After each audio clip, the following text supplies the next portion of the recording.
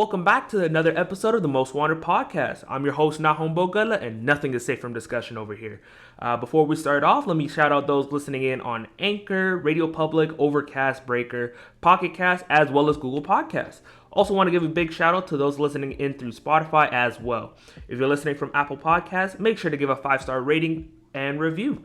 If you're listening in on YouTube via the BrarHive channel, make sure to like and comment on the video and subscribe to the BrarHive channel while you're at it. You can stay up to date with the podcast on Instagram at Most Wanted Podcast, as well as Twitter at Most Wanted Pod. Damn, I went through that really quickly and very well. Usually I'd be stuttering and shit, bro. So, as y'all can see today, or if you're listening in on audio platforms, I got one of my buddies here with me today. His name is Steve. Why don't you go ahead and introduce yourself, bro? What's up, my people? I'm Steve, Calgary based. Here to do an interview with my brother Namo, and it should be a fun time. I bet.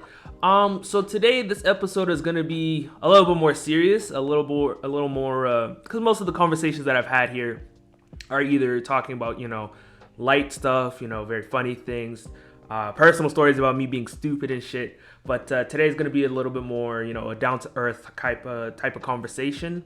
I don't know how I'm supposed to. Let's see. I think the best way to describe it is, it's just talking about mental health, right? Because it's such a prevalent thing. It hasn't.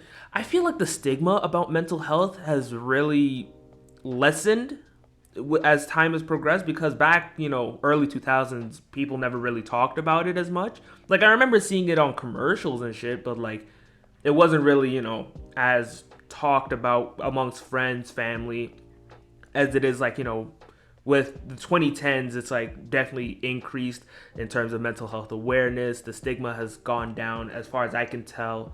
But of course the stigma is still there. What do you think about that, bro? I do feel like the stigma on mental health has lessened a bit, and it's a good thing, in my opinion, because at the end of the day, it shows that, of course, like all human beings go through a various amount of emotions. Some emotions that you can't explain it, some you can't, but that's what makes everybody unique in their own self. Because if you don't have any emotions as a person, I would say you're not human in the first place, because if you can't feel anything within yourself, then you're not living properly. And coming from the perspective of a black man, an African man, most times, obviously, when you're a male-born child, it doesn't matter if you're the first, second, or whatever, but just being a male-born child in a black family home, there's this kind of family and societal pressure that's put upon you, saying like, oh, men have to be built like this, like you can't show weakness, emotion, stuff here, but like you have to be strong. And there's nothing bad in being strong, but at the same time, growing up, you start to suppress all these types of emotions and feelings you have inside, and then later on when it kind of develops and you don't know how to address or express them. Like if you as a boy, you grow up, you experience traumatic events, you hold up inside because you say, oh, I can't show emotion, like, or people are going to look at me differently. If you end up married later on, you're going to have problems not just with yourself, but with those around you, with the family, because you never learn to deal with or address those problems. But with how mental health has been viewed, also with the help of social media, I feel like it's being lessened and people are starting to talk more about it. Especially for black people too, because me personally, I hate this trope where it's like, oh, black people are strong, and this black women are strong, black men are strong. Yes, we are strong, but at the same time, we shouldn't be strong under the guise of trauma bonding, because living your life based off trauma and then trying to muster up all that courage to do stuff here and there, it kind of paints a negative view of stuff like black people have to suffer or go through something traumatic in order to be considered strong. So that's it. But at the same time, I am very happy that the stigma is being reduced and more people are being open to talk about it, and also as well educate themselves on it, because everybody goes through something. It's like your neighbor, even people in your family, everyone goes through everything, because at the end of the day, you're human, and life is just about growth. It's about moving forward. Completely agree. It's I going back to what you said about African households. Holy shit! Oh, yeah, you dead right on that one. Because Africa, or African country. I'm speaking from personal experience. In Ethiopia, it's a very traditional, you would say, a traditional sort of country. My dad was brought up on that sort of idea where he's a very, very strong. I remember him growing up, me growing up at least, and he would always tell me, he's like, yeah, don't cry, you're a guy. Guys aren't supposed to cry and stuff. And because I used to cry quite a bit when I was younger. I was, yeah, I ain't gonna cap. I was a crybaby at that point. I ain't gonna lie. I mean, at this point, I'm 20. Shit's changed. But back then, I would cry a little bit more often on things that I probably shouldn't have. And my dad was like, "Come on, don't be a wuss. Guys don't cry." And I'm starting to unpack that now, where I'm like, I mean, like I get it, because in the traditional sense, guys are supposed to be like the strong ones. They're the ones that are supposed to uphold, the family. If you break down, then everyone else starts falling down too. Um, but at the same time, it's like sort of neglecting your own feelings. And going back, I think I also mentioned this like in the previous episode.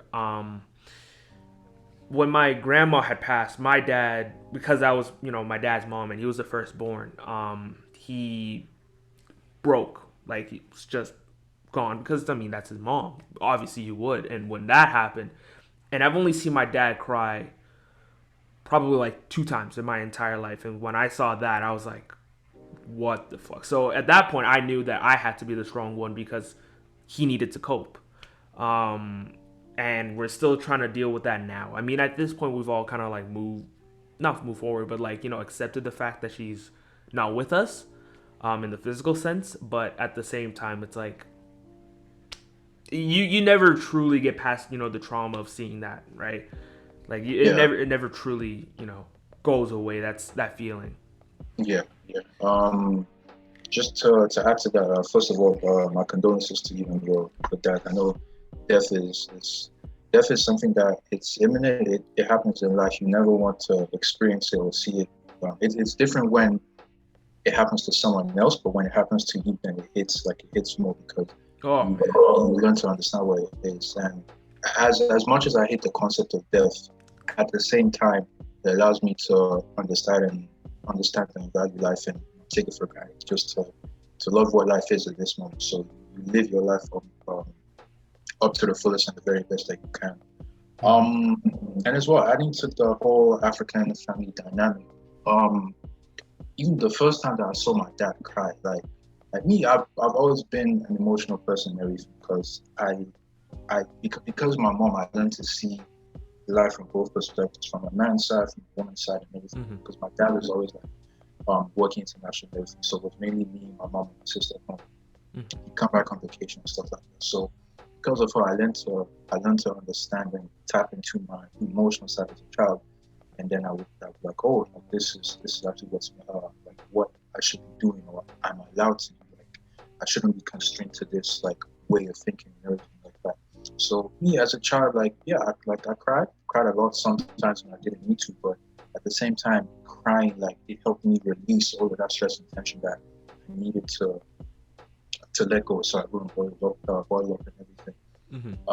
But the first time I saw my dad cry, it was say maybe sometime in like 2014, something like that, because his brother had died, and I remember I was laying on the floor. I think this was maybe a couple months before I moved to Canada and everything. I was laying on the floor, and I saw he picked up his phone and everything, and he was just. I remember his phone was in his left hand, sitting on the chair right beside me. His hands were like just moving to his eyes and everything. I think he wanted to do that maybe to kind of protect me, Mm-hmm. but at the same time, that was the first time I saw my dad cry, and I was like this is strange, because I've never seen anything like that happen to him before. Right. And it was like, yeah, it was actually very strange, and it was like, this is the first time I've seen like the half of me who brought me to this life start crying and everything.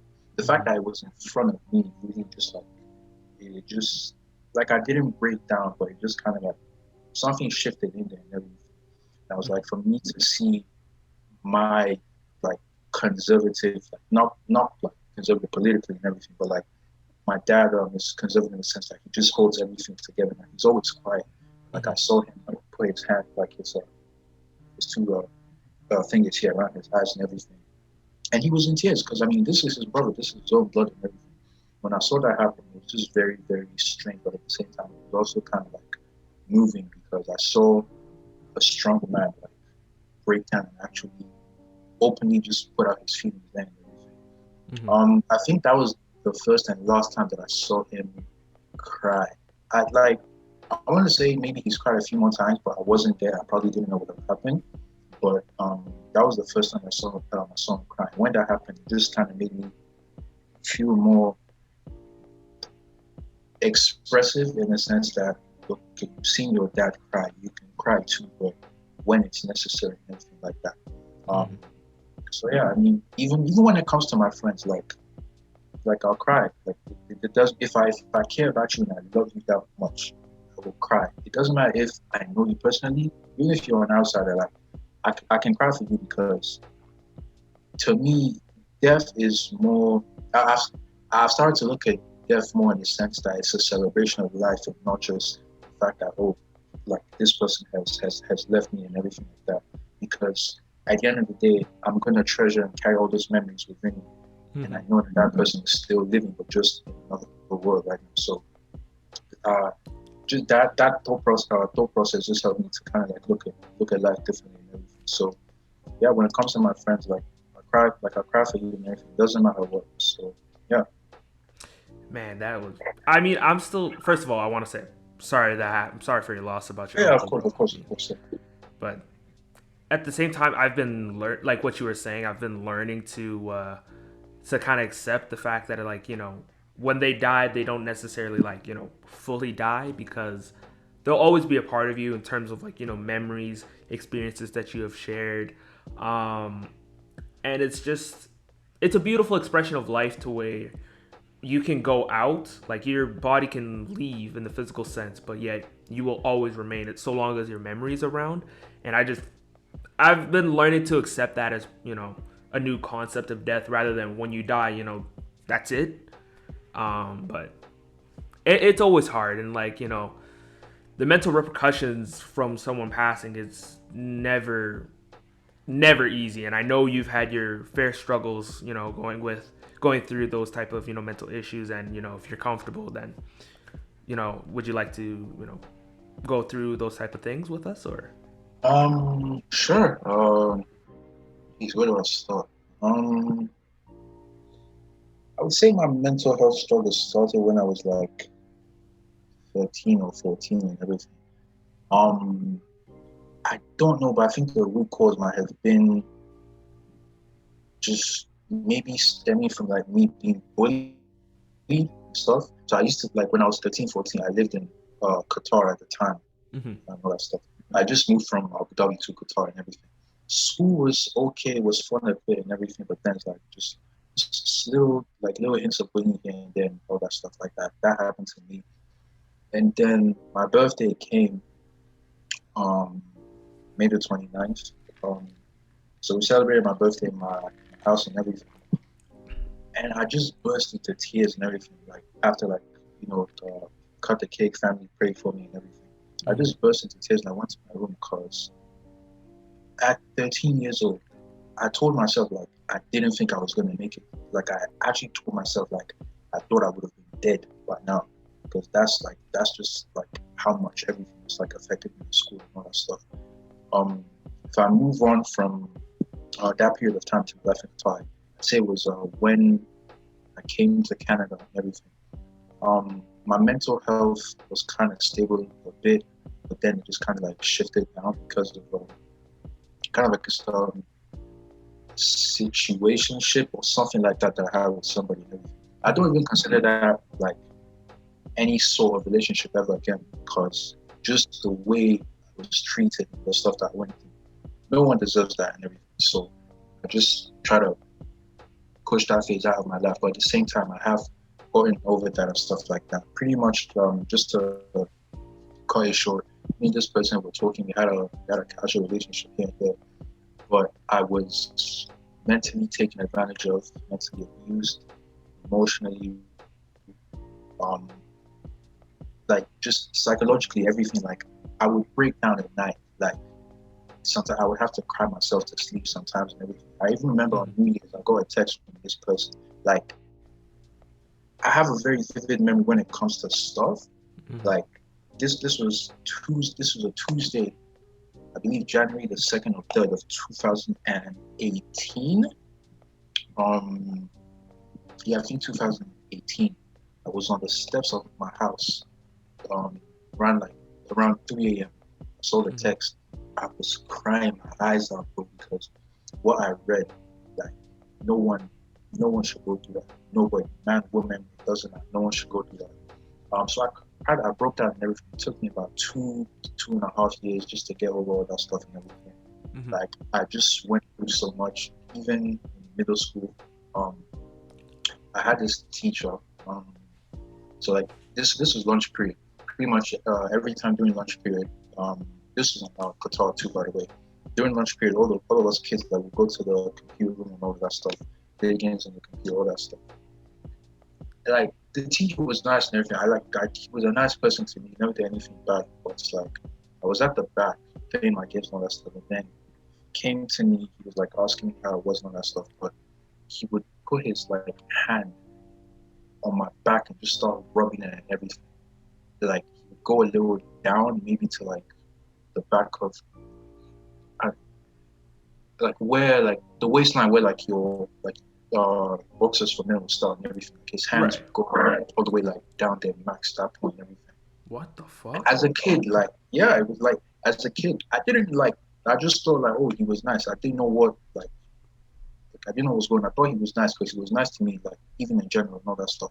Mhm. And then it was like later on, I was like, bro, like the more I did it, it was like he basically like the things that I don't know whether to term this as molestation or assault or some kind of thing because I don't want to like use that and kind of like validate the term for other people and all that stuff. Like Right. I know it happens in different ways and all that stuff, but I don't know exactly what to term that as. But all I know is that as a 13-year-old kid, I I didn't know what was going on. I didn't know what he was doing to me. So it's like in a sense I did not consent and all that stuff. So that happened and everything. Then again, if I fast forward back to the whole situation, all that stuff, like I I have I've tried to take my life 4 different times, 4 different occasions. Like it's been crazy. Like even you and like some of the guys and all that stuff, like on social media, like you guys know I'm very like open about my mental health and all that stuff. Mhm. Sometimes I would take breaks. Like if I call you guys, like you guys would hear me breaking down on the phone and stuff like that. Of course. Like just the thought of just ending my life, just saying fuck all and everything, just like get over with. The amount of times I have to like live with that in my heart, in my head, like all these thoughts coming in and everything. It happens like it just rushes through my brain, and that's why I always like say like I hate the nighttime because that's when like I can literally hear everything. Like it just gets louder in my head and all that stuff like that. Yeah. So it's just sometimes I try to like drown it out, cry it out or whatever, stuff like that. Um, but what else? And then there's school, just with like stress and all that stuff. Um, being a black child in a family, especially being the firstborn, um, when it comes to academics, speaking from a Nigerian perspective, your parents, especially the dads, they put a lot of pressure on you and everything like that. Ooh It's wee. like, it's like, yeah, it's like, of course, we know academics is like, it's something to be proud of and all that stuff, but at the same time, I hated when they let culture and pride, tradition take over like the emotional viewpoint of what your kid is going through. Like, as much as I want to make you proud, whenever I know I'm doing bad in school, I can't even come talk to you and everything because you're just gonna blame me saying, "Oh, you're not putting effort, you're not putting work." I'm doing that I can't. Like the same capacity and capability I have as a person is completely different. And like they never understood it and all that stuff like that. So like I would just cry. Like the amount of times I called myself a failure. Like I was sitting beside my dad. I was like, yo, like I just can't do this anymore. Like I'm a failure, this and that, blah blah blah. I think just I think at that moment he realized exactly what maybe I was talking about. He may not have understood it fully, but he's starting to get like a grasp of it and everything. Because school does weigh a lot with all these expectations. You know you want to do good, you know you can, but at the same time, it doesn't go exactly the way you want. So I think that experience um has just given me like a new outlook on life in general. And it's also Mhm. given him a new outlook that, sometimes you have to be easy, just talk to them like soft and gently, like do away with like culture, tradition, everything. So, like just talk to me as a person, my level and stuff like that. Because if we're on the same wavelength and understanding, then everything will just mesh like easily and all of that. But yeah, I think that's all the mental health like issues that I can remember. Like I mean, even till now, to this very moment, I still go through it and all that stuff. Like one like a couple of days ago, I was just like very like I was just down and everything. Mhm. It wasn't on no suicidal shit, none of that stuff. Was like I just didn't want to be here and all that stuff like that. So yeah, Just kind of but like wanted to isolate yourself in that sense, right? yeah, pretty much. Like if I don't want to talk to anybody, like my body just shuts down. My body just shuts down completely. Like I'll just disappear, all that stuff like that. So yeah, No, I get that, bro. I get that. And first of all, I want to say, glad you're still here with us. Um, suicide and self harm.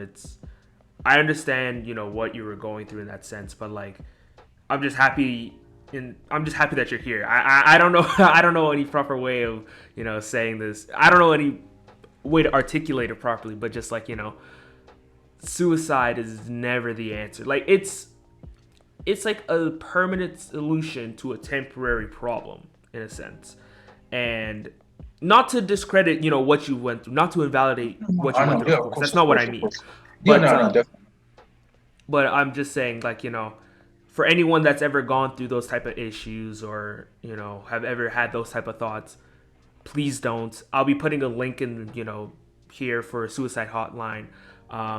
You know, any website that can help. I'll do my research and probably put a couple links there in order to help. But like, it's hard because I don't want to say that I've gone through extreme issues myself, but like like what you were saying, like school, anxiety, like it's hard, especially in an African household, right? Where the expectations, the stigma, and like it just keeps weighing down on you to where if you even get a hint of a bad grade, you're like, I don't even think I can even say it to my parents, right? Like it's ass, but like every single immigrant kid has gone through it at one point where they get a bad On grade. God, bro, on God. Like I remember, I think I was in grade 6, right, and I got like a C in something in a mark or something, and I was shitting myself on my report card. I was shitting myself. I was like, there is no way I can show this to my parents, and like I don't know. It's not like I don't like I love my parents. My parents are like my best friends, but it's like the expectations that they set for you are so high that when you fail to reach those high expectations, you just feel like nothing but a failure, and you're Like like, that moment where it's like, let's say there's like 30 of you in the class and all that stuff. You do a test. Let's say you get like I don't know, you get a 75 and everything, mm-hmm, and it was only like two other people who got higher than 75 and what you got. Everyone else had like lower marks and all that stuff. Go home and show your parents like, look, I got a 75, all that stuff. They're like, oh, why didn't you get a 90? Like I know some other people that got higher than that and all that stuff like that. So it's just like bro, like I'm doing all I can. Like I did good, like but at the same time, I know I can do better. But even if you want to mm-hmm, encourage me in a way that I'll actually feel it and I will feel like, oh, like they still love me, even if this is what I like I'm able to get at this moment. Just mm-hmm. that amount of encouragement can probably push me to do better and everything. And it works, like because your words are very powerful. Like words of affirmation go a long way. That's why I think that's why, like in those relationships and everything, like you know how people talk about your love languages and all that stuff, right? Right. Like, I don't think it only, um, what's the word I'm looking? I don't think it only applies to like, um, relationships between like a boy and a girl, all that stuff. Like relationships in general, Right. with your partners, with your friends, even with your family too. So it's like all that stuff, like it matters at the end of the day. So what's that? It's hard. Yeah, exactly. Like, I mean, I wouldn't know anything about relationships because your boy been single, right? Me. Hey man, just gotta charge it to the game. I've been shooting, bro, Oh, but I be bro, shooting. bro. Nigga like Hey me man, be your shooting time, like hey Kwame bro, Brown, bro. your time is coming, King. Your time is coming. Your time is coming, bro. Hey man, All my niggas are gonna be in love, bro. hey man, nigga like me shooting like what's his name? Joe Kim Noah at the free throw line, bro. Yo. Game on the line type beat, bro. I'm Oh, crying. man. I'm crying. Oh man, but like, oh man, I don't know how we can move on from something like that, bro. I mean, I feel like you just have to, like, obviously, like, you have to heal and all of that stuff because you can't just say like, oh, I'm gonna move on. Like, Mm-hmm. it's like it's like I think you saw my tweet this morning and everything. I was like, if you left somebody I did. because they cheated on you, and you if you left someone that cheated on you Mm-hmm. only to go on to another person who got dumped because they cheated on their partner. That's not called healing or moving on. That's called That's cross crossing multiplication, all that stuff. multiplication. So it's like if you don't learn,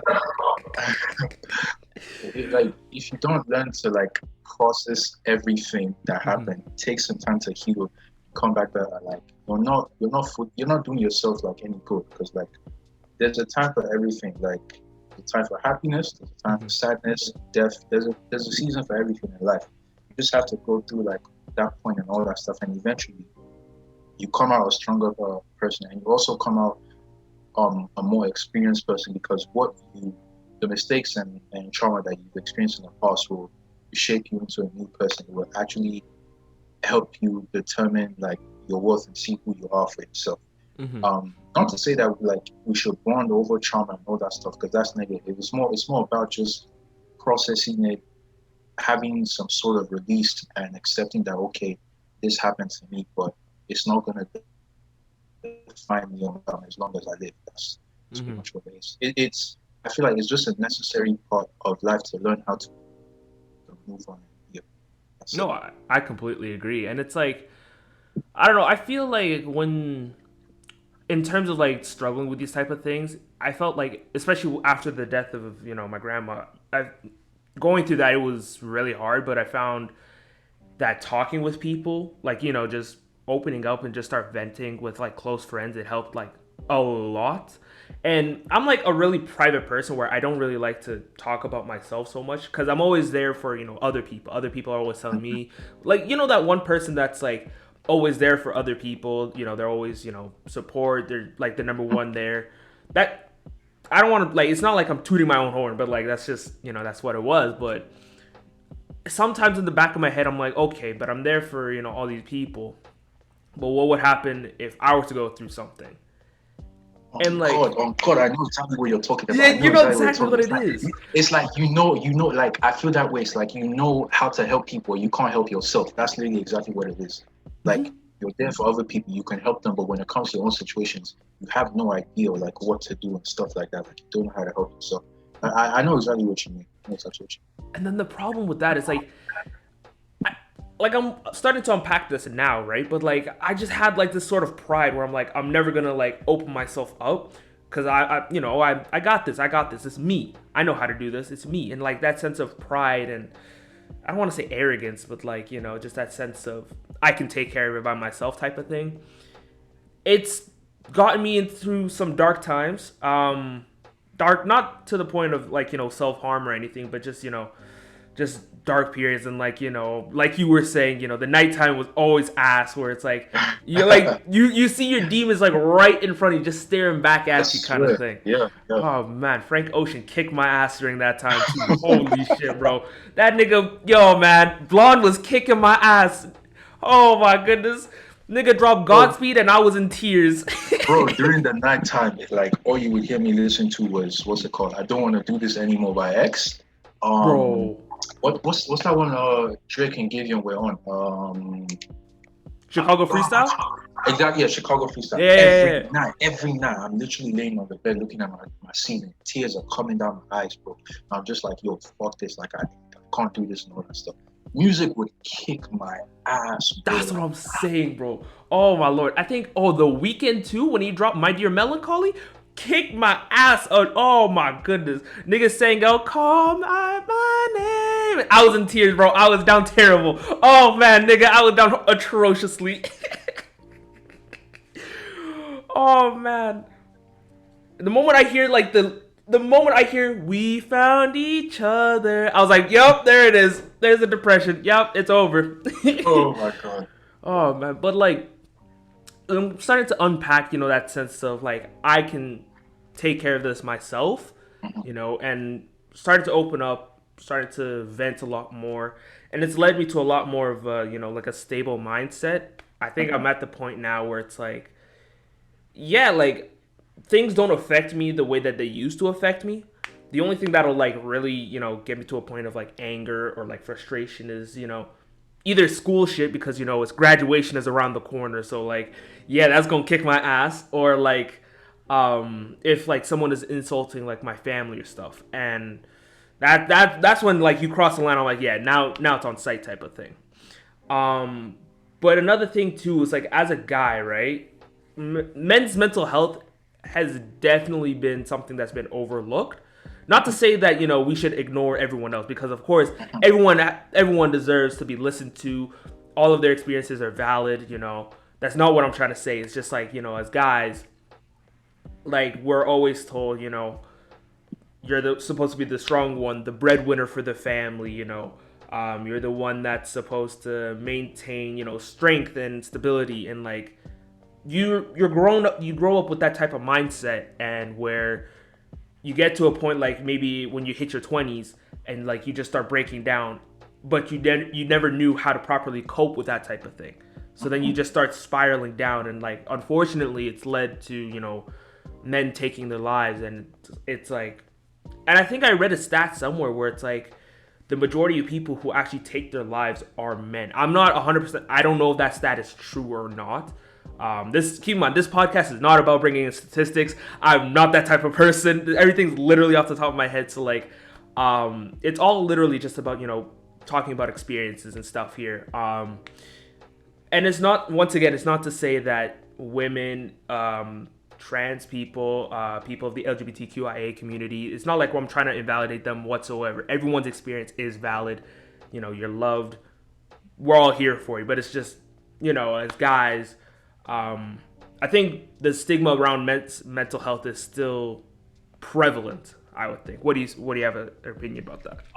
Yeah, I definitely agree with that.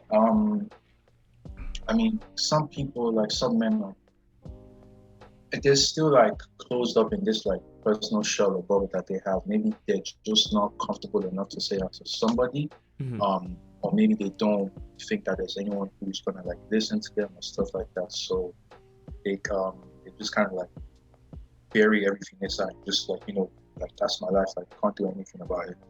But it's situations like that when my back was against the wall, that I learned to like appreciate the people around me.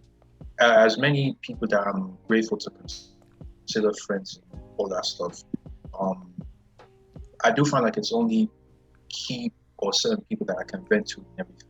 Right. Like if I message like, yo, this is what's happening to me, like I know the what's it called? Like they're gonna be there for me and everything. Like even if they don't reply instantly, because I'm not gonna be selfish to say, oh, you didn't reply to me like super quick and all that stuff. Because at the end of the day, I know you have a life and all that stuff, so I'm not gonna take that personally. But regardless of that, I know that I can count on them. This leads me to how I met my best friend in uni and everything. This was like around, say maybe January. Like I went to the second floor of the library and everything, and one of my friends, sorry, actually two of my friends, because they were also friends with him, they introduced me to him. They're like, yo, Steve, this is our friend Rashid. So me and Rashid, we looked at each other, we said hi and all that stuff. We're in the library, just cooler and all that stuff. At first, like, it's not like we didn't like each other, but I guess like there just wasn't a vibe there at the moment. But the Right. second time we saw each other, we talked. We instantly became like just this and everything. So meeting Rashid really changed my life in every. It changed my life in every single way that I can imagine, because Rashid was the first guy who, like, I've always believed that people live their lives differently. Like, no two people have the same life on this earth. Right. But when I met Rashid, literally everything that I've been through, family-wise, mental health-wise, just everything in general that you could think of in this life, me and him, it's literally 100%. Rashid became my other half and everything. He became the brother that I never like got to have in my life and all that stuff. So Right. Rashid, till this day, like he holds, like, he's always gonna hold like a special place in my heart. So like, we came close. We go to each other's houses just to chill, everything like that. The day my grandmother died and everything, like, he was the first person I told. Like, I was crying on his shoulder for hours and all that stuff. Like, he was just comforting me and all that stuff like that, just letting me know that things were okay. Whenever it came to school, family issues, relationship issues, all things of those sort.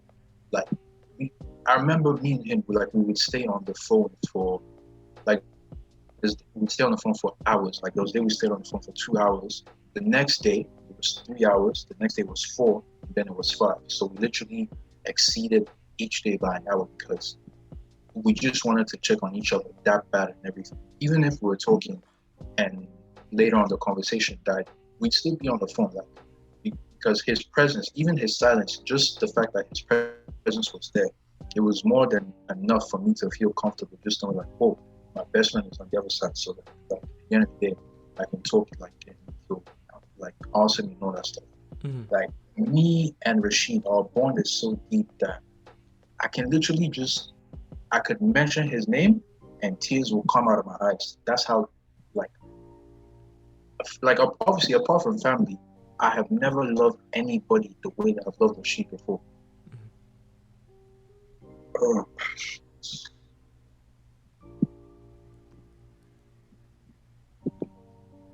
You're good, bro. You're good. You're good. I know.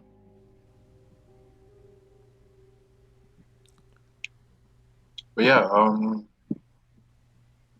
just the way that I've loved him and everything.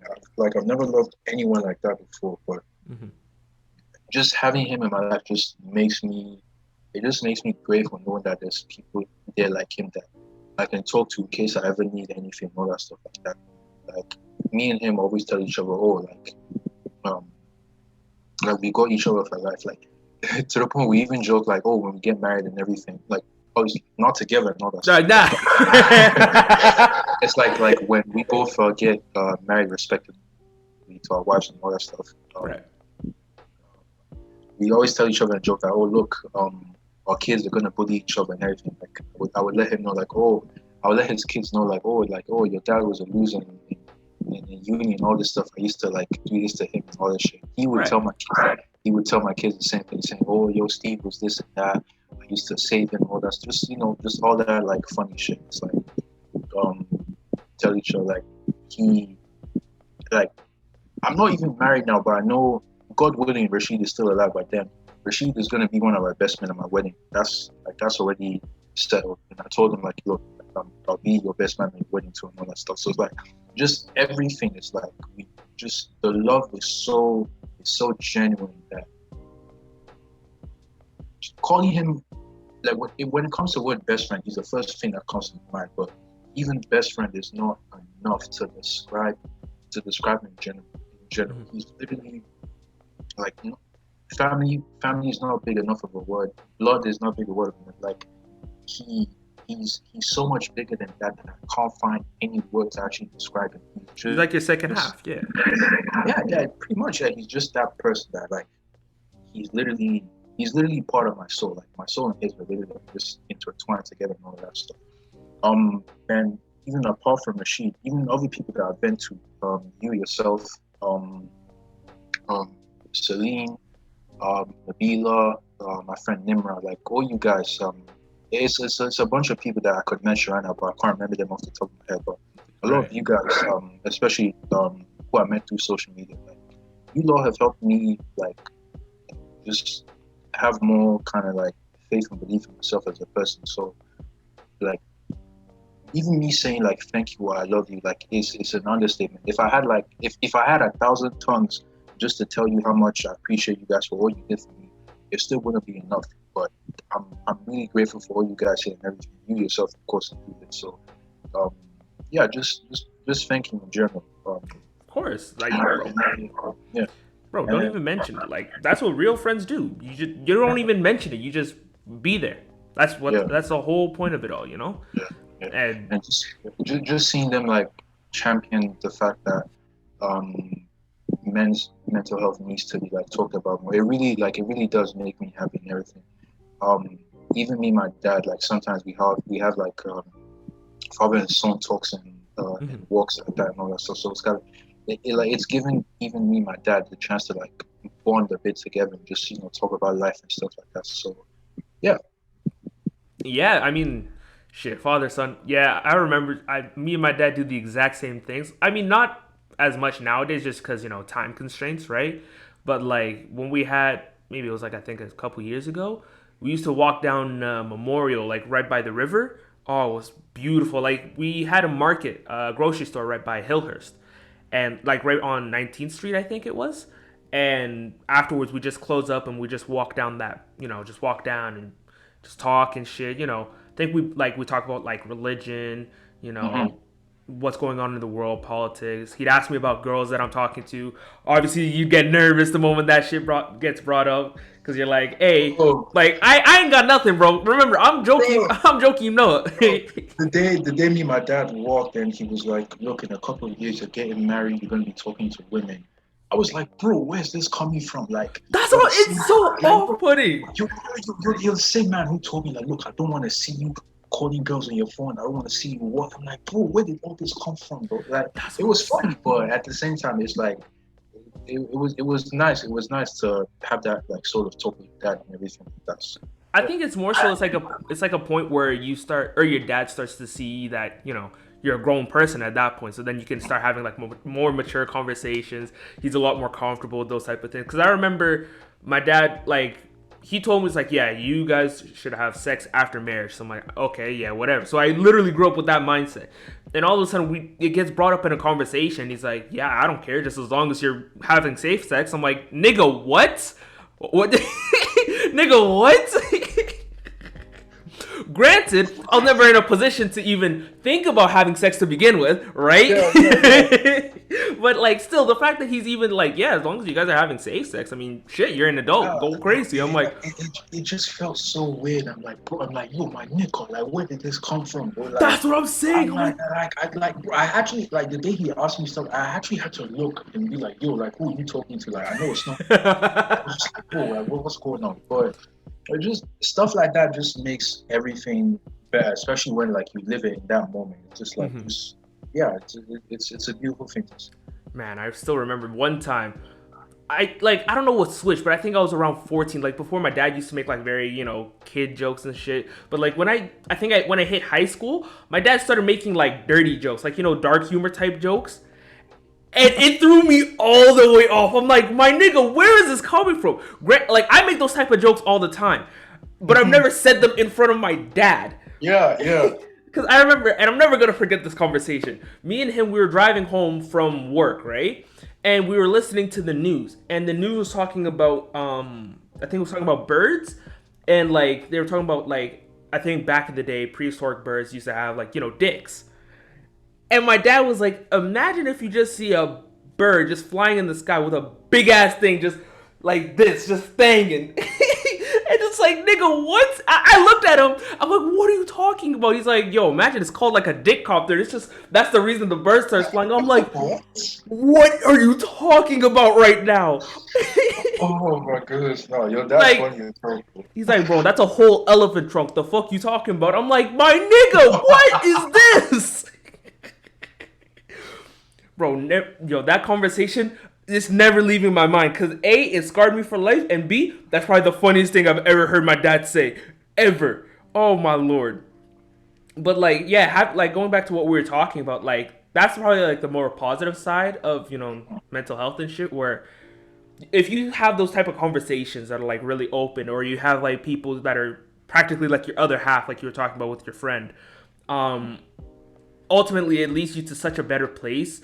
And if you have like that close, you don't need like you honestly, I could probably count my close friends that I consider like really close, probably off my two hands. That's it. And that's really all you need. You don't need like a whole big group of people because A, that's gonna stress you out having to talk to all those people, But at the same time, it's like it just, I don't know how to describe it, but like they're always gonna be there for you, and you will always be there for them. It's like that mutual type of bond type of thing, and it's a beautiful thing. It really is, Exactly. Like the friendship and just having emotions in general, it's something that I cherish and I don't take for granted because if I never got to experience all that stuff, like all those feelings, I wouldn't have been the person that I am today. Like my life right now, like I honestly don't know what it would be like. It would just be like I would be a walking corpse, like them niggas and a walking dead and all that stuff. That's why I would consider myself like because Right. Living without any sense of humanity and just the wide range it encompasses. Like I wouldn't be Steve. I wouldn't be me at all. So I take stuff like that to the heart. And I'm just really grateful that I can even express it boldly now than I could before as a kid. So yeah. Honestly, you said it perfectly because that's what makes you, right? Like all the experiences, good, bad, the good, the bad, the ugly, that makes you. It shapes, how you grew up, shapes how you act, shapes, how you'll act in the future. It's all a culmination of things. So it's literally just as you said it. Like I can't even add any more words to it. You said it like beautifully. But I think we covered almost everything that we both wanted to talk about. I mean, is there anything else that you would like to say? I guess just maybe just to shout out like all the people again. Rashid, you yourself, Celine, Nabila, Yami, Akio, just everyone like Tobes, Ronnie, Timmy, Timbo. Timmy, my nigga, bro. Timmy, two jokes, bro. You be wilding on them streams too, my nigga. Hey, Timbo stream is another topic for another day. ASAP too, my boy. ASAP is wilding. ASAP, my nigga, but that nigga wild, bro. just everyone in the city, like I've had like the chance and like opportunity to meet. Like it just like I'm just grateful for all of them and all that stuff. So yeah. Yeah. I think that's really it. One last thing before we go, to anyone that's might be listening to this and are going through, a very tough time, trust you can get through it. We believe in you. We love you. It's a safe space, start, talking to people, maybe, talk to a counselor if you might need that type of help. I'll put in links in the description for like, mental health awareness sites and, suicide hotline phone number as well. And yeah, I mean, like, I don't know how else to say it, but like, we're here for you. So suicide is never the answer to your problem. And we're all here for you. We all love and care for you. So with that being said, thank y'all for making it to the end of the podcast. If you want to show love to the episode, yeah, I fucked it up. I have the script right here, and I fucked it up. Let me get this one more time. But hey, thank y'all making it to the end of the episode. If you want to show love to the podcast, follow me both on Instagram at Most Wanted Podcast and Twitter at Most Wanted Pod to stay up to date on guest features, upload days, and more. Once again, want to shout out those listening in on Google Podcasts, Breaker, Overcast, Radio Public, Pocket Cast, and Anchor. If you're listening in on Apple Podcasts, make sure you give a 5-star rating and review as well. You can also listen to the podcast on Spotify as well as on YouTube through the BrarHive YouTube channel, where you can not only find my podcast, but plenty of other top-notch material. Till next time, we out. Easy, y'all.